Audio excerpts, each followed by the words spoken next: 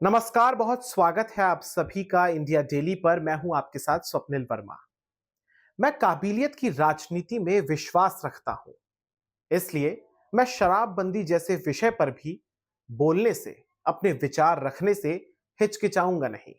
ये मैं नहीं कह रहा हूं, बल्कि ये बयान, ये बोल है चुनावी रणनीतिकार से एक पक्के सियासतदान, एक नेता बने जो कि बिहार की राजनीति में अपना सिक्का जमाने के लिए उतरे हुए हैं, प्रशांत किशोर के हैं। प्रशांत किशोर आप सभी जानते हैं, पार्टियों की चुनावी रणनीति बनाते हैं। चुनाव के दौरान काफी ज्यादा उनकी डिमांड होती है, लेकिन बीते कुछ समय से वो यात्रा पर हैं। पूरे बिहार में वो यात्रा कर रहे हैं, जनता से मिल रहे हैं, वहां की उनके मसलों को सुन रहे हैं, उनके मुद्दों को सुन रहे हैं और बराबरी के साथ, चाहे सत्ता पक्ष में बैठे हुए सत्ताधारी मुख्यमंत्री नीतीश कुमार हो या फिर मुख्य विपक्षी दल आरजेडी के तेजस्वी यादव हो, लगातार एक समान, बिना किसी पक्षपात के, बिना किसी भेदभाव के, वो लगातार दोनों पर निशाना साधते रहे हैं। लेकिन प्रशांत किशोर साहब का एक ऐसा बयान वायरल हो गया है जो कि वाकई में सोचने पर विवश करता है, मजबूर करता है कि क्या उनका यह बयान सही है या नहीं। अब ये लड़ाई जो है, ये सिद्धांतों की है बनाम राजस्व की है, धन की है। क्या अहम है? क्या उसूल अहम है या राजस्व, पैसा अहम है? और यहां पर एक चीज और आ जाती है जो कि सिद्धांतों के तहत ही आएगी, वो है महिलाओं की सुरक्षा और उनका सम्मान। बयान क्या है, सबसे पहले मैं आपको वो बताता हूं। बयान प्रशांत किशोर ने यह दिया है कि अगर वो सत्ता में आते हैं, यानी बिहार में जो अगले बरस, अगले वर्ष जो विधानसभा के चुनाव होने वाले हैं, चूंकि ये भी अब लग रहा है कि लड़ेंगे अब उस चुनाव को, उस चुनाव में अगर इनकी पार्टी यानी कि जन स्वराज जो पार्टी है, अगर ये जीत जाती है, तो इसके बाद 1 घंटे के अंदर, 1 घंटे के अंदर ये शराबबंदी को हटा देंगे। जन स्वराज की सरकार बनी और 1 घंटे में शराबबंदी को हटा दिया जाएगा। अब आप सभी जानते हैं कि अप्रैल 2016 से, यानी तकरीबन आज से 8 बरस पहले, 8 साल पहले, अब तो उससे ज्यादा ही समय हो चुका है, बिहार में शराबबंदी लागू हो गई थी। नीतीश कुमार की सरकार थी, आज भी नीतीश कुमार की ही सरकार है, और उस वक्त नीतीश कुमार ने ही यह फैसला लिया था और उसके बाद ये जो शराबबंदी है ये लागू हो गई थी। अब इसके तहत बिहार में बिक्री, उत्पादन, परिवहन, सब कुछ बैन है, प्रतिबंध है। हालांकि विडंबना यह है, विरोधाभास यह है कि बिहार में समय दर समय ऐसी खबरें आती हैं, ऐसा कोई साल नहीं होता जब बिहार में दर्जनों लोगों की जहरीली शराब पीने से मौत ना हुई हो।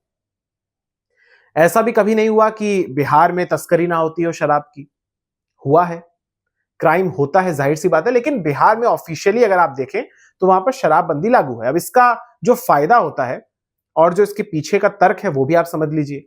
इसका फायदा सीधे तौर पर महिलाओं को होता है, क्योंकि अक्सर ये देखा जाता है, जो सबको मैं एक कैटेगरी में नहीं डाल रहा हूं, लेकिन अक्सर जो गरीब तबका होता है उनमें जो पुरुष होते हैं, अगर वो शराब पीते हैं जो सस्ते में अवेलेबल हो जाती, उपलब्ध हो जाती है, तो फिर उसके बाद वो अपने घर में अपनी महिलाओं के साथ, चाहे वो पत्नी हो या बेटी हो या बहन हो, उनके साथ मारपीट करते हैं, एक प्रकार से उन पर अत्याचार करते हैं शराब पीकर। अब जब ये कानून लागू हुआ, जब ये लागू हुई शराबबंदी, तो इसके बाद एक प्रकार से जो महिलाएं थी बिहार की, वो एक पक्की वोटर बन गई नीतीश कुमार की। और नीतीश कुमार को आप अगर देखें तो एक मजबूत वोट बैंक के तौर पर बिहार की महिलाएं उनके साथ रही हैं। तभी वो 2 दशक से ज्यादा हो चुका है, वो आज भी मुख्यमंत्री हैं। वो बात अलग है कि नीतीश कुमार सबके हैं, ऐसे पोस्टर लगते हैं, और कभी वो इस पार्टी की तरफ होते हैं, कभी वो उस पार्टी के साथ होते हैं, लेकिन मुख्य बात क्या है? मुख्य बात यह है कि मुख्यमंत्री वही है। तो होता यह है कि प्रशांत किशोर का यह बयान आ जाता है।